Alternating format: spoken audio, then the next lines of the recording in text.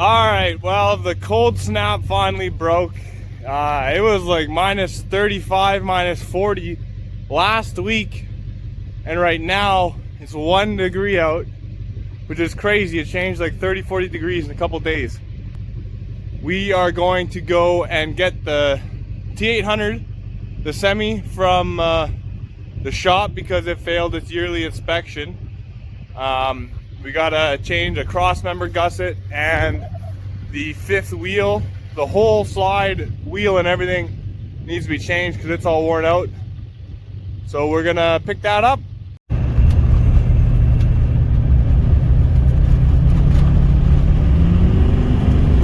Boosting! Alright, we made it to the shop. Here's the T800. Looks like it's plugged in, but even though it's warm out, I'm not convinced it's gonna start. So we'll see what happens.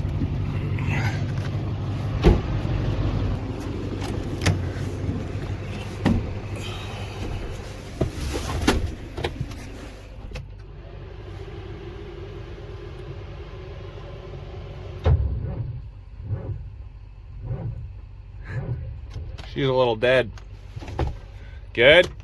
Let's get the boosters on it.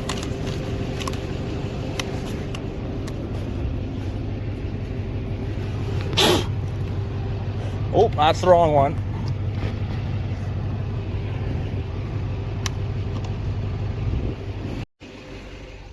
All right, let's see if this old kitty cat starts.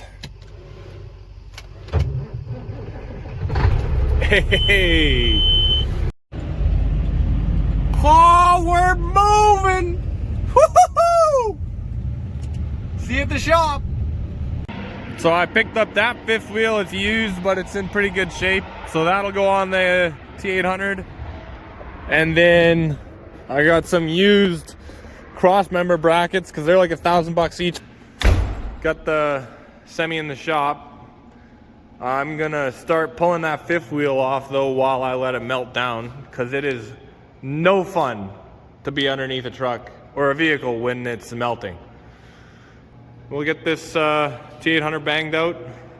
Also, while it's in here, I'm gonna do what I'd like to call a winter plug setup, which involves putting a trickle charger on the batteries and wiring it in with the engine block heater and oil pan heater, so that when you plug it in, it starts trickle charging the batteries as well, which I think really helps on those cold days to help it start.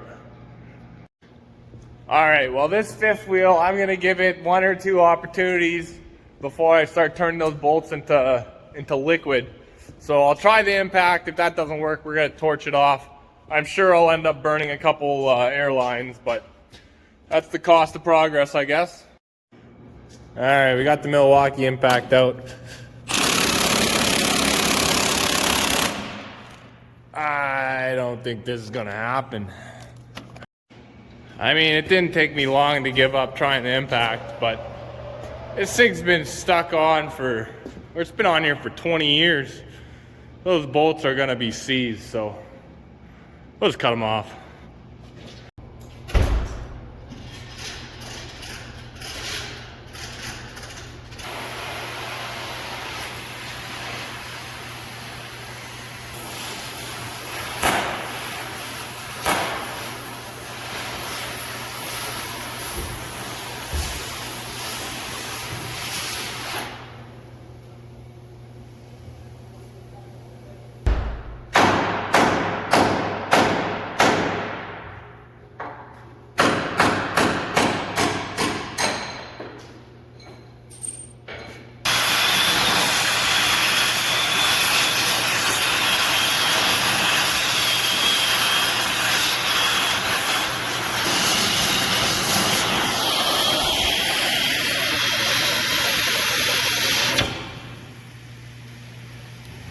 Goodness.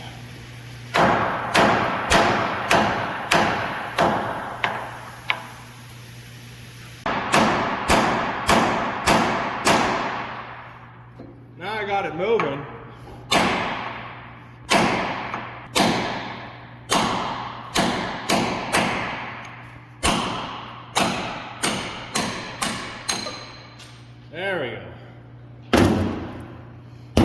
Only 15 more to do. Well, torching off those bolts, it's been working good, but there's a few tweaks to the strategy. First, vice grips for the punch holder, because I'm always almost hitting my hands. And a bigger hammer. Bigger hammer, always the way to go. So now we're gonna torch the rest off, punch them out. Hopefully next time you see me, this plate is off.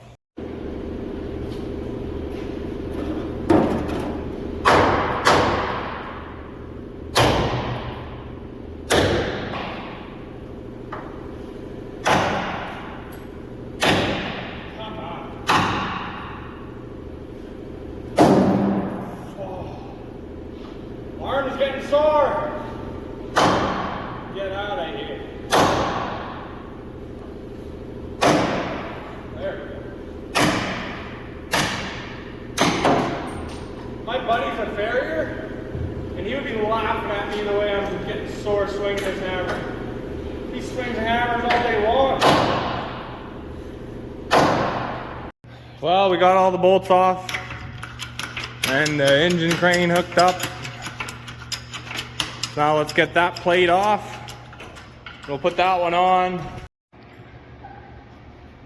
Fifth wheel frame is cracked. You can see it there and there. And it failed because of the play on the rack, as well as the play in the bushings and where the kingpin is. So she was pretty worn out. So now we will lower this one and change it out for that one, which is off of a newer truck. It might be from a Volvo, so it doesn't quite line up, but we'll make it work. The guy at the shop said once you get the fifth wheel plate off, apply your, release your brakes, just make sure you didn't burn any airlines. And surprisingly, I didn't burn any airlines, so that's awesome. I may have to drill a hole or two, but before we do that, we got to clean this up and take a grinder there and just make it all good so it'll mate up nice.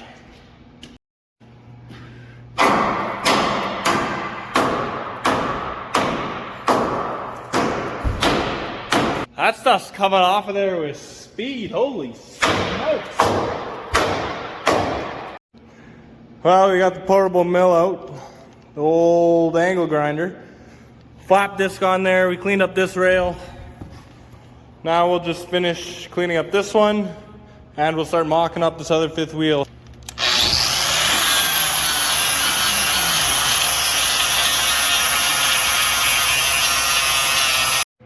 Oh, I got the fifth wheel up here, but there's some rusting on this one too, so I should probably clean this off quickly, and then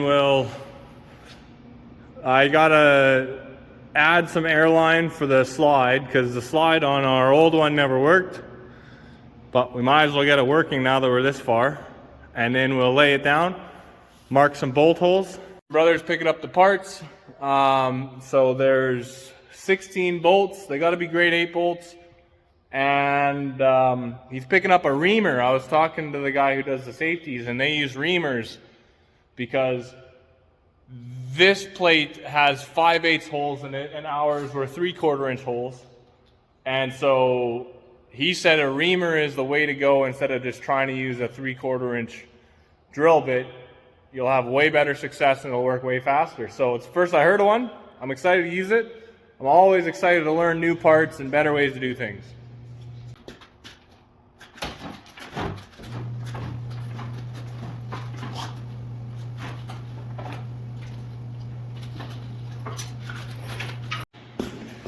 I got the proper bolts getting picked up, but until then we'll get things lined up and situated here and see what kind of custom fab we'll have to do.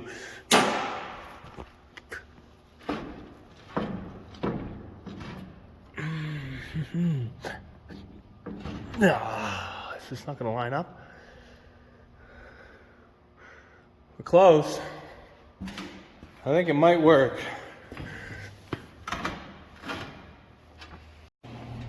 What we're going to do is, since these holes are 5/8, we're going to start with a 5/8 bit, get our center point, then we'll drill it out with a 1/8" bit, work our way up all the way to a 3/4. When you start getting these bigger bits on drills, like these 3/4" or 1" bits, that's when you really start breaking your wrist and hurting your hand. So I always brace it with my foot so that if it catches, it just swings into my foot and doesn't wreck my wrist. All right, we're back in business here. I picked up this reaming bit. It starts out small and grows up to 3/4", which is what I'm gonna use on these holes, because the bolt holes, well, they don't quite line up. And I think I've been told this is the best tool for the job. So we'll start reaming them out, putting the bolts in, and wrapping this thing up. Okay, now we got those front 2 bolts in and tight. And now I'm gonna go put the back ones in. I gotta ream those ones out, because those are just kind of holding it there. Ream those out, put those bolts in, and then I'll just do them all, because after that point, this thing's gonna be solidly mounted anyways.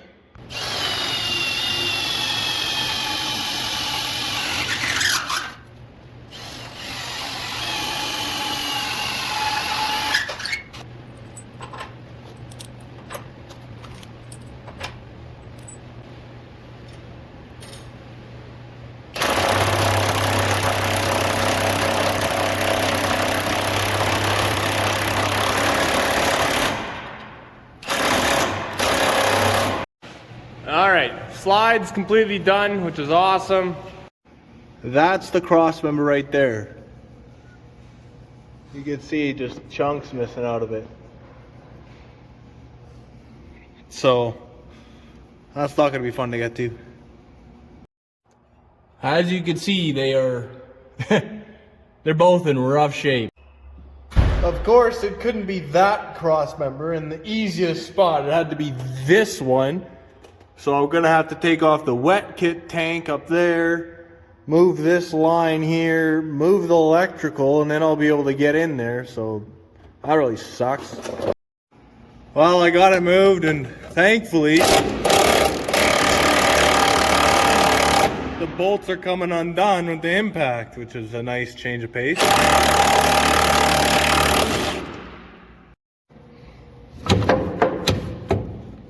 Oh, come on. There's one.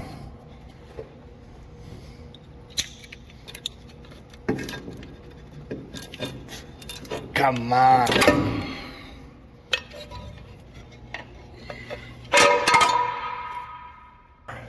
So there's the old ones, cracked and in really rough shape. These are the newish ones that we're gonna put back on. All right, so we're going back together here with these cross members, but they don't line up. So we got the strap attached here. We're trying to pull those bolts in line, but I don't know, this is a terrible job. We had the cross member, we had the strap pulling it forward, but then it also wanted to pull it down, so we got the engine hoist lifting up. It's a real mess, but we got a couple bolts in now and we're getting there.